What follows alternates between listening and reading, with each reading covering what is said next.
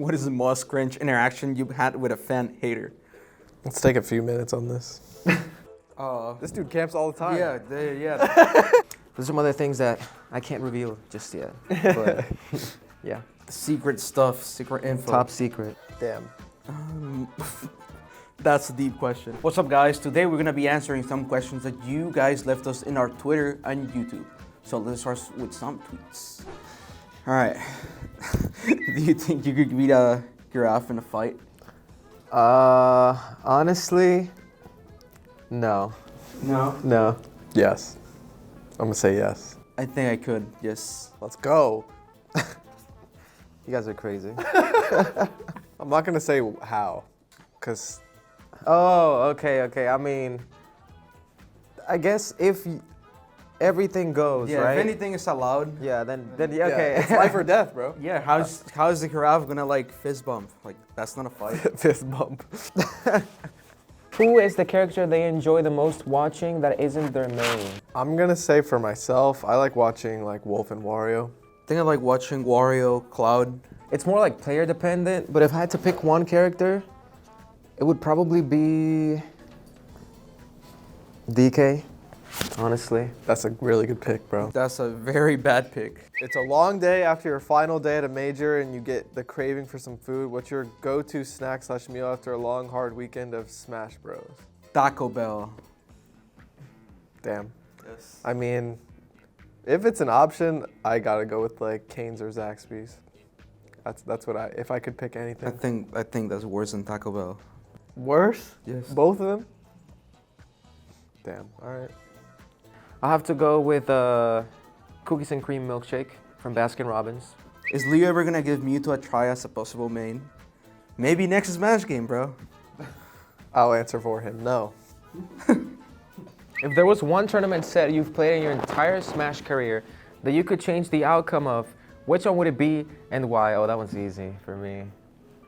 Genesis, obviously.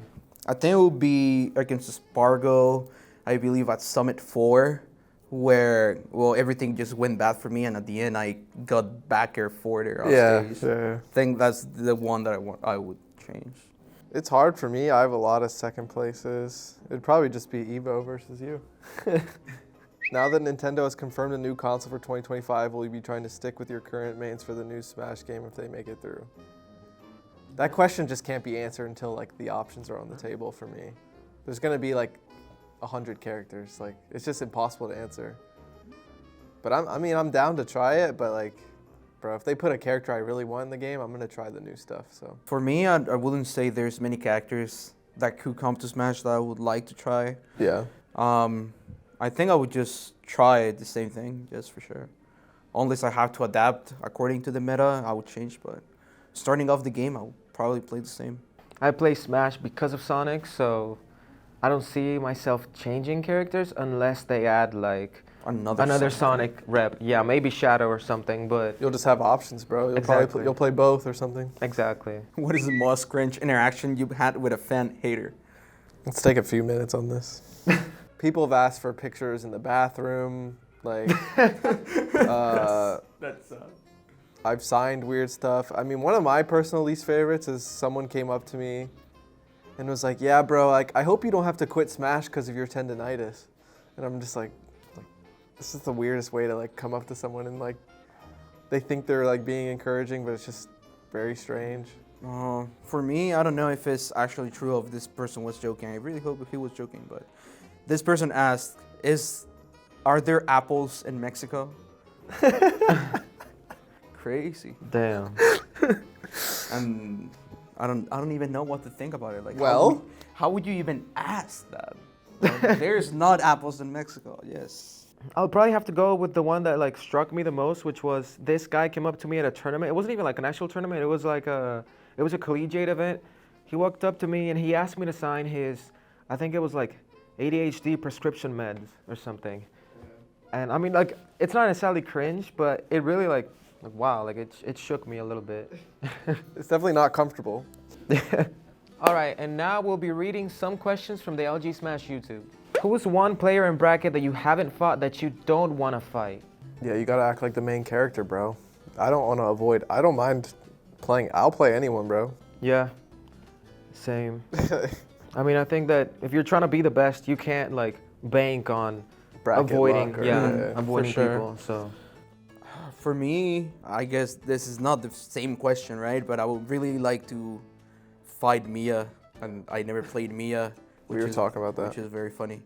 But yeah, I think I played almost everybody except for Mia. So Hurt. Horde and Mia are two, but like Mia has been playing so much, like more than Horde, and coming to the US more, and it is so surprising that I never played it. I'd like to avoid Duck Hunt, Pac-Man, and Steve. To whomever, what do you think is the least optimized part of the game? So the game in general / your character. For Joker as the character, I think gun usage could be like more polished. Of course, like the gun footstool stuff, out of shield, like combos you can do. It works with percentages. There's different characters, right?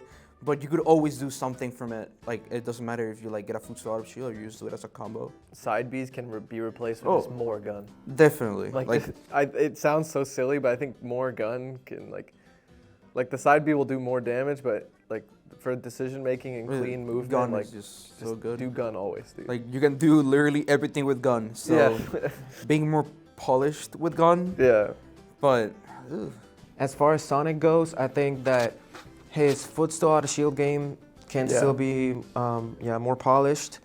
And also like there's the other day I found out that homing attack back air can be like true at certain percentages. So optimizing that, and there's some other things that I can't reveal just yet. But yeah, Secret stuff, secret info. top secret. If you want to get specific, Diddy just has too much. Like there's a handful of different pop gun cancels.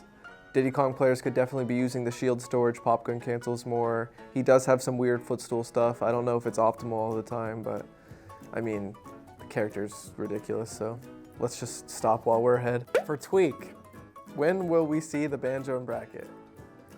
I was genuinely thinking about doing it, but like my phases come and go so quick that if a tournament doesn't come up while I'm in that phase, like it might go away. So like as of right now, like I'm not even playing Banjo for fun. So probably never.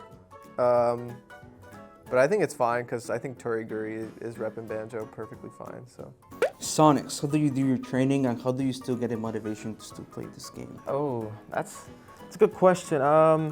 It's kind of a long story, but hopping training mode, and I just practice like combos with all sorts of DI, SDI, set to high. Practice getting them 10 times in a row each, some even 20 times in a row, depending on what the combo is and how far I want to push my accuracy on it. I'll also practice just doing like every sort of input that exists in the game, like turnarounds, turnaround shield, turnaround grab, dash, walk, dash canceled walk, ledge slip, ledge trump, literally anything. Anything that could potentially happen in a real match, I'll practice doing. And on top of that, if there's something that I notice that I'm like slacking on, like let's say I'm dropping, I don't know, up throw, up air, for example, I'll practice that and like, I'll make sure to practice that like, I don't know, 3 times a day, getting them 10 times in a row.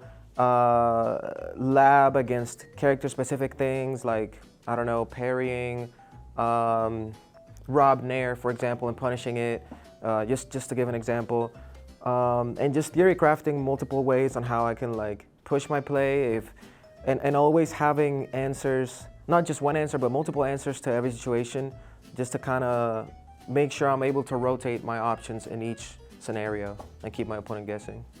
As far as the motivation goes, I just like the game, honestly. I like the game. I like improving at something. I like playing Sonic. I like Sonic, and I think it's fun. So I don't know. I like the game a lot. Leo, I know you hate camping, but I feel like you, especially when playing Joker, can benefit a lot if you mix camping into your playstyle, especially when you don't have a Sen. You can camp a little so the meter fills up more. Thoughts? this dude camps all the time. First answer, I do not hate camping. I think I do camp a lot when I'm like within the mood of camping, which usually never happens because I'm usually never trying, but when I'm trying to camp, like there's some matches of me like you can watch that I camp so much. So it's super weird that you say that I'm like that I hate camping, but yes, definitely Joker like benefits a lot from camping. Yeah, he does. Of course, like even when you have Arsene, I usually recommend camping because, bro, like even if You'll get it again? Yeah, you get it again. You can Rebels Guard always. The gun does like 7% like from far away. If you're close, it deals like 13. It puts you into a bad situation. Like, no, I don't hate camping, but yes, I do agree that I should camp even more until like I don't know, like when the meter is close to be full. What I like to do is like go like under the stage, blah blah blah, like touch the blast when Arsene comes out. I usually never think about like, oh, keep camping that way, right? Because I'm always like, oh, Arsene is coming out, I want him to come out faster. Yeah. But yeah, like going off stage to take the damage from blast zone is actually like not a very good idea if your opponent is like, oh, like literally in your head. But yeah, I'll take it. I'll camp more, man. To Tweek and Leo, how has your guys' mindset changed since early Ultimate? Damn. That's a deep question because Yeah. it definitely has changed a lot. Yeah. Not simply because of game stuff, but also because live stuff, which I wouldn't not get into. But the game has just changed so much for me to the point where like I was so excited for the DLCs to come out, and even for some DLCs that like I do hate fighting, I was excited for them to coming out. Like Yeah. I was excited for Steve, I was excited for Kazuya. But at some point it just feels like sometimes you doing more, or like at least for me, I don't know the way you feel, guys, but at least for me, sometimes it feels like I'm doing more than the other characters, and I'm like, okay, maybe I could just like play the other characters. So that's the only thing that has changed for me. But I don't know, like I still love the game, and I will still like try my hardest to win like tournaments and stuff. And of course, I always wanted to be the best, and I still want to be the best. I guess at the beginning, one of the interesting things about me personally was it felt like whatever characters I played or the way I played the game was actually shaping the meta and how it was being played. And I was a lot younger, so I knew like early Ultimate was a really good opportunity to make the best living I could off of competing in Smash. So winning so much early on like really set me up for the future, and I'm really grateful for it. And I worked really hard, and like I said, like the characters I played and all that, it was kind of shaping the meta. You know, I like doing something kind of unique with my character picks and still being a threat. So it's different, but my mindset's definitely different. When I was younger, especially in Smash 4, I got really lucky. Like I didn't play like the characters I played because they were super good. I liked them, and then all of a sudden they're like, I had like the best lineup ever. So like that was great. But in Ultimate, I had to accept that like I'm not as lucky with my favorite picks, but you know, I'm still trying to find a way to compete and win the best I can regardless. Question for Sonix. Would you be seriously exploring using Roy as a counterpick for Corrin, or will you figure out with Sonix like you just did with Aegis? Probably just figure it out with Sonic. I mean, I feel like I already have.